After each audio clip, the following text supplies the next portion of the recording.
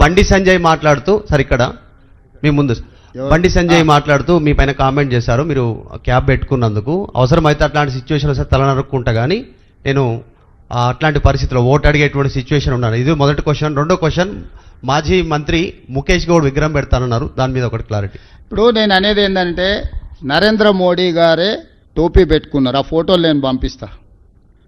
మొదట నరేంద్ర మోడీ గారి విధానం ఏందో చెప్పమనుంది.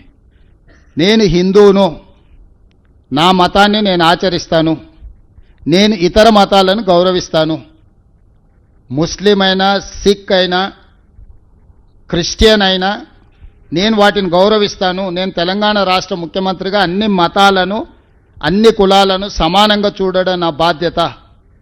వారి ఉద్దేశంలో ముస్లిం మైనారిటీలు దేశంలోనే ఉండొద్దు అని వాళ్ళ ఉంటే వాళ్ళ భావదారిద్ర్యం అది.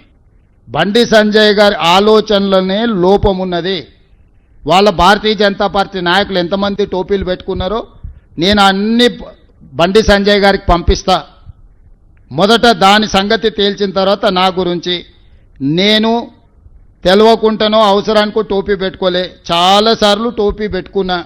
మైనారిటీల దగ్గరికి వెళ్ళినప్పుడు వాళ్ళ మత సాంప్రదాయం ప్రకారం మనకి ఇచ్చినప్పుడు పెట్టుకుంటాం. మనం గుళ్ళో పూజకి వెళ్తాం.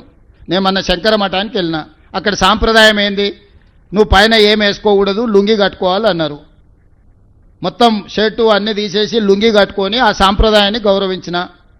దానికి హిందూ మతతత్వవాది అంటారా? ఎక్కడికి వెళ్ళినప్పుడు ఆ మతాన్ని గౌరవించడం అనేది మన బాధ్యత. నేను అక్కడికి వెళ్ళినప్పుడు వాళ్ళు నాకు ఇది ఇచ్చిండ్రు, నేను ఆ మతాన్ని గౌరవించే ఉద్దేశంతో నా టోపీ పెట్టుకున్నా. అంతకంటే ముందు చర్చ్ ఫాదర్స్ వచ్చారు ఇక్కడికే, వాళ్ళు ప్రార్థన చేసిండ్రు. తప్పేముంది? సర్వమత సమ్మేళనమే మా ప్రభుత్వము. మేము ఒక మత వివక్ష అనేది మేము చూపించము.